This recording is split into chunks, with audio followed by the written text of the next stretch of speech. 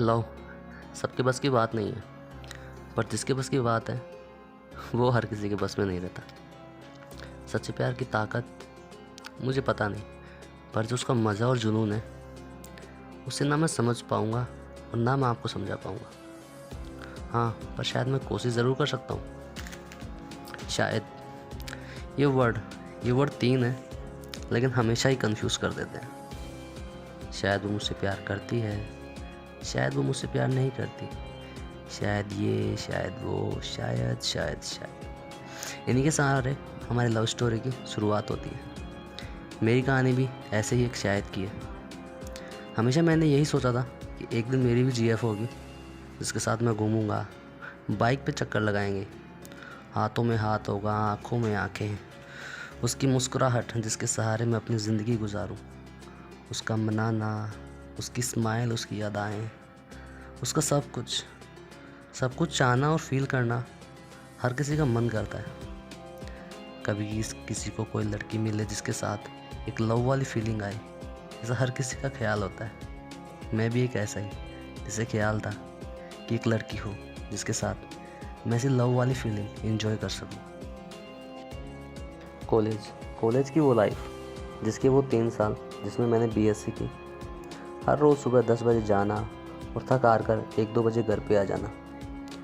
College में एक से बढ़ के एक स्मार्ट लड़कियाँ, जिन्हें देखकर मन करे कि यार इसे मैं अपनी जीएफ बना दूँ। अब ये मेरे हार्मोन्स करवा रहे हैं या मेरा मन, इसका तो मुझे पता नहीं, पर हाँ, ये मैं शायद कह सकता हूँ कि प्यार तो बिल्कुल नहीं था। बीएससी की डिग्री तो मिल चुकी, लेकिन मुझे लव की डिग्री बिल्कुल नहीं मिल पाई, क्योंकि एमएससी भी करनी थी, तो इसके लिए मेरे मार्क्स कम थे, तो मुझे दूसरे कॉलेज के अंदर एडमिशन लेना पड़ा। पर एडमिशन से पहले जो 3 मंथ की जो छुट्टियाँ निकली, वो 3 जन्मों की छुट्टियाँ लगी।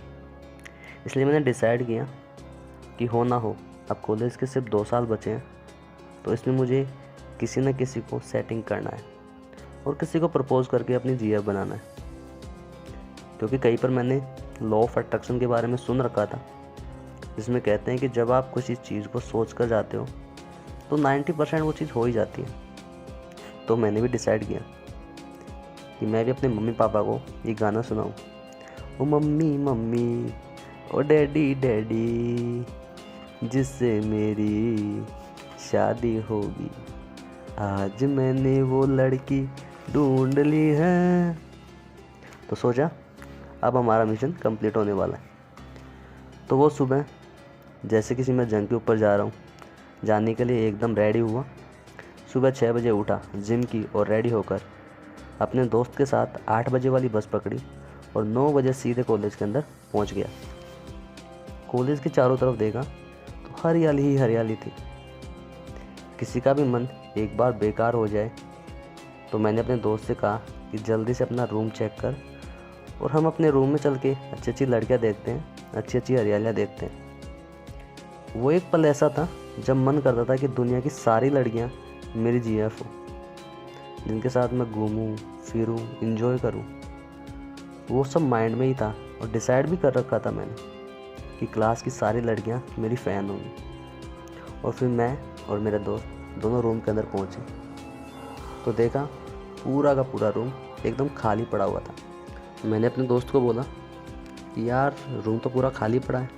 तो उसने कहा कि यार अभी तो फर्स्ट डे ही है, आ जाएंगे सब लोग। तो मेरा दोस्त उजड़ा चमन, जिसकी भी कोई सेटिंग नहीं थी, वो भी मेरी तरह निठल्ला था। तो रूम में हमने एंट्री हुई, हम दोनों बैठे रहे।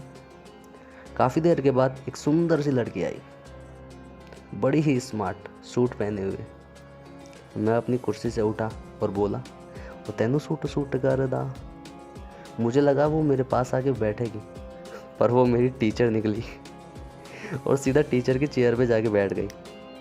मैं डर गया कि यार अब क्या होगा। मैं पूरी क्लास में उससे आंखें नहीं मिला पाया। उसने पढ़ाया और पढ़ाकर चली गई और मैंने राहत भरी सांस ली। इस तरह हमारे 10-12 दिन मैं और मेरे दोस्त दोनों के निकल गए और हम तोते की तरह राह तकते तकते थक गए कि कभी तो कोई लड़की आएगी आएगी आएगी। फिर कुछ दिनों के बाद 2 लड़कियां आईं, जिनमें एक मेरे बचपन की दोस्त थी और दूसरी एक स्मार्ट सी लड़की थी। तो मैंने डिसाइड किया कि मैं इस पे ट्राई करूं और इसे अपनी जीएफ बना लूं। मैं उसके पीछे लग गया, कभी उसे हंसाता, कभी उसकी तारीफ़ करता, हर समय उससे बात करने के बारे में सोचता रहा। तब मैंने सोचा कि यार कुछ ना कुछ बहाने से ये मुझसे बातें करे। पर मेरे पास एक हथियार था जिससे मैं जानता था कि उसे कब चलाना है और कब वो सीधा निशाने पर लगेगा। तभी वो मेरे पास आके बैठी और उसने मुझसे कहा कि मुझे तुमसे एक काम है। मैंने पूछा क्या? उसने कहा मुझे तुम्हारे नोट्स चाहिए। ओब्वियसली मैंने पहले से प्रिपेयर कर रखे थे कि ये मेरे काम आएंगे हमेशा। मैंने उसे अपने नोट तो अगले दिन फिर मैंने उसे प्रपोज़ कर दिया। मैंने कहा कि मुझे तुमसे फ्रेंडशिप करनी है। उसने मुझे डायरेक्ट मना कर दिया कि बोला तुम स्मार्ट नहीं हो, ज़्यादा नहीं बोलते हो, वगैरह वगैरह। एक दो दिन तो मैंने फिर भी ट्राई किया, पर जब वो नहीं हाथ आई तो मैंने सोचा कि यार क्यों नहीं किसी और पे ट्राई किया जाए, इसी के चक्कर में थोड़ी पड़े रहेंगे। पर कहते हैं ऊपर वाले के घर देर है अंधेर नहीं। तो मेरे इस दिल की बंजर ज़मीन पर हल्की सी बारिश हुई और वो मेरी ज़मीन पर लव के बगीचे में एक फूल खिलाने आई, जिसे चाहकर मैंने ज़िंदगी के प्यार का मतलब समझा। क्योंकि मैंने पहले कभी सच्चा प्यार नहीं किया था। हाँ, लड़कियां ताड़ना, एंजॉय करना बहुत किया है, और उसके साथ मैंने ज़िंदगी के वो पल गुजारे जिनमें मैं कभी भूल नहीं सकता। जब साथ होते हैं तो लगता है कि यार ये कुछ पल काफ़ी नहीं है उसके साथ घूमने के लिए, लेकिन जब हम अपने प्यार से अलग होते हैं ना, तो लगता है कि वो पल काफ़ी थे, बहुत ज़्यादा थे मेरे लिए जो उसके साथ मैंने गुजारे। क्योंकि प्यार हर किसी को नहीं मिलता, पर मिलता है तो वो प्यार भूल जाते हैं कुछ दिनों में ही।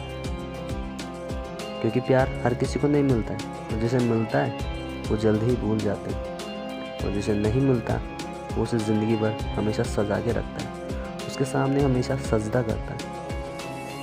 तो वो एक दिन वो आई। एक दिन मैं और मेरा दोस्त जब अपनी क्लास के रूम के बाहर खड़े थे, तो क्लास स्टार्ट होने में भी देर थी। तभी मैंने देखा एक लड़की जो ब्लू सी टी शर्ट पहने, जींस और बूट के साथ आई। अपने गले में छोटा सा बैग लटकाए हुए थी, उसके बाल जैसे समुद्र की लहरें, और उसकी एक लट जो उसके गालों को सहला रही थी, जिसे छूने को मेरा मन किया, पर हिम्मत नहीं हो पाई। उसके पैरों के बूटों की आवाज़ से जैसे उसने मेरे दिल की घंटी बजा दी हो। धीरे धीरे वो मेरे पास आई और मुझे धीरे से बोली, एक्सक्यूज़ मी। मैंने बोला हाँ। एमएससी फर्स्ट ईयर का। तो उसने कहा एमएससी फर्स्ट ईयर का रूम कहाँ है? मैंने मुस्कुराकर उसकी तरफ देखा और सिर्फ सिर हिलाता रहा। उसने मुझे फिर से पूछा एमएससी फर्स्ट ईयर का रूम कहाँ पर है? मैं फिर भी मुस्कुराता रहा और सिर्फ अपना सिर हिलाता रहा। तभी मेरे दोस्त ने मुझे पकड़ा और ज़ोर से हिलाया और कहा कि कुछ बोल रही है ये। मैंने पूछा हाँ। वही बात उसने फिर से पूछी। मैंने कहा यही रूम है। तो उसने कहा कि क्लास स्टार्ट हो चुकी है। तो मैंने कहा बस आपका ही इंतज़ार था। वो मुस्कुराई और अंदर चली गई। तो वो क्लास में चल देनी और मैं भी उसके पीछे पीछे चल पड़ा। क्लास स्टार्ट हुई। वो आगे की बेंच पर बैठी हुई थी और मैं पीछे उसके अपोजिट बैठा था, जहाँ से मैं उसे अच्छी तरह देख सकूं। उसके बाद मैंने हर मौका ढूंढना चाहा कि मैं उससे किस तरह बात करूं ताकि वो मुझसे बात करे और मैं उससे बातें कर सकूं। तभी मेरा साथ दिया मेरे हथियार ने, नोट्स ने, जो सिर्फ मैंने प्रिपेयर कर रखे थे। कुछ समय बाद जब क्लास में 10-12 लड़कियां हो चुकी थी, क्लास में अब तक 10-12 लड़कियां हो चुके थे। उसके बाद मैंने हर मौका ढूंढना चाहा कि मैं उसे किस तरह उससे बात कर सकूं। तभी मेरा साथ मेरे हथियार ने दिया, जो कि मेरे नोट्स थे। जब क्लास ख़त्म हुई और सब लड़के लड़कियां जाने लगे तो वो रुकी रही। जब मैं बाहर जाने के लिए निकला तो उसने मुझे बोला, एक्सक्यूज़ मी। मैंने कहा हाँ। तो उसने मुझसे कहा कि क्या आप अपने नोट्स मुझे दे सकते हो। तो मैंने कहा वो तो मैं दे सकता हूँ, पर बदले में मुझे क्या मिलेगा। वो थोड़ा सहम आई और थोड़ी देर चुप रही। चुप होने के बाद उसने कहा कि आपको क्या चाहिए। मैंने कहा तुम्हारा नाम। वो मुस्कुराई और अपनी नज़रें नीचे झुकाई और बोली, ज्योति। मैं भी उसकी आंखों में आंखें डाल के मुस्कुराया। कॉलेज से घर तक आने का सफ़र सिर्फ मैं ही जानता हूँ। वो एक दिन, एक पल, एक एक घड़ी मेरे लिए गुजारना बड़ा ही मुश्किल हो गया। मैंने सूरज से कहा कि तू जल्दी से चला जा। चांद से बोला कि तू आज आई मत, क्योंकि मुझे अगले दिन उससे ज़रूर मिलना है। सुबह होने का इंतज़ार करता रहा, रात को नींद आई नहीं। पूरी रात का एक एक पल मुझसे काटा नहीं गया। पूरी रात भर सोचता रहा कि यार उसे कल क्या बोलूँगा, कैसे बोलूँगा, उसे प्रपोज़ कैसे करूँगा।